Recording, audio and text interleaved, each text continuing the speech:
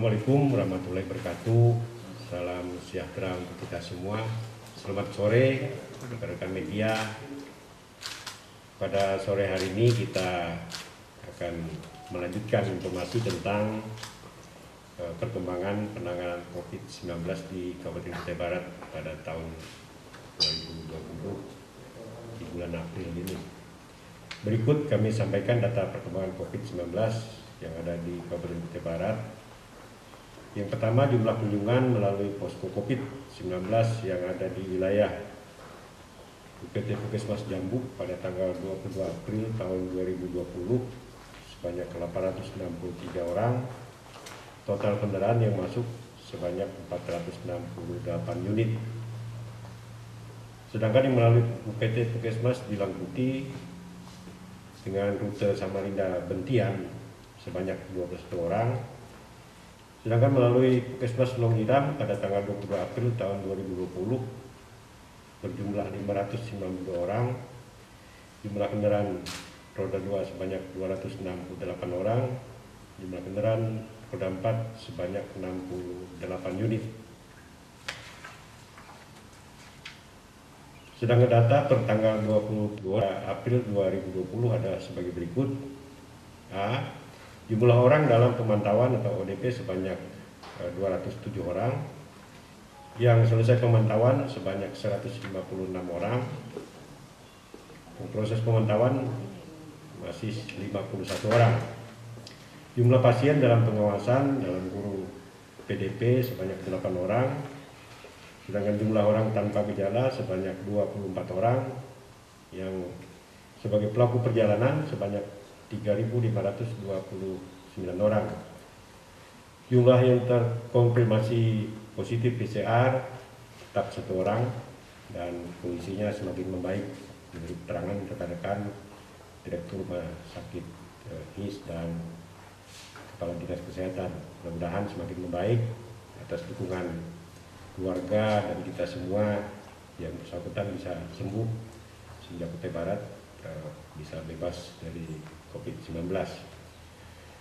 Nah, informasi lain memang meskipun kita telah membatasi keluar masuk ke Kutai Barat ini, tapi berdasarkan KTP yang kita deteksi di pintu-pintu masuk itu masih tinggi KTP non Kubar.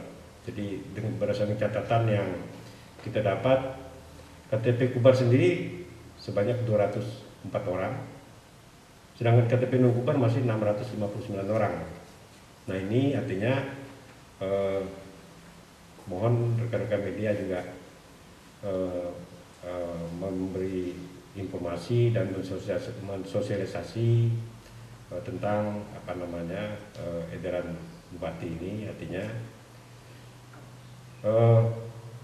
jangan sampai edaran ini hanya sebatas edaran saja tapi tidak diindahkan begitu. Kita sebenarnya tidak melarang orang keluar masuk ke sini, tapi harus dengan tujuan yang jelas dan dengan persyaratan jika dia memang karyawan perusahaan maka dia harus isolasi di dalam wilayah camp atau di perusahaannya. Dan jika dia merupakan kunjungan keluarga yang ada di Kutai Barat maka pihak keluarga harus menyiapkan tempat-tempat untuk mereka berisolasi mandiri gitu.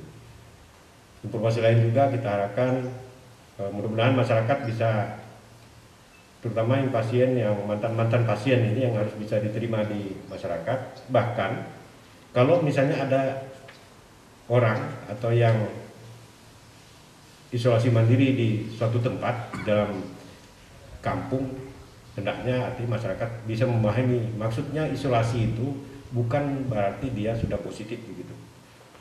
Itu dalam rangka menghindari kontak fisik ke orang-orang lain. Yang kedua, isolasi mandiri juga dengan maksud jangan sampai orang yang baru masuk ke dalam satu wilayah itu menjadi peluang untuk menjadi berita yang menghebohkan. Nah, ini jadi masalah juga. Yang jadi sasaran adalah tim COVID-19, tim gugus COVID-19 pemerintah yang salah, disalahkan orang gitu, seolah-olah tidak mengabaikan Padahal jelas kita sudah membuat aturan mainnya, harus kalau jika tiba di suatu kampung, suatu rumah, maka satu keluarga, maka harus disiapkan tempat isolasi begitu. Jadi ini saya pikir ini perlu juga perlu penjelasan oleh rekan-rekan media untuk menyampaikan kepada masyarakat.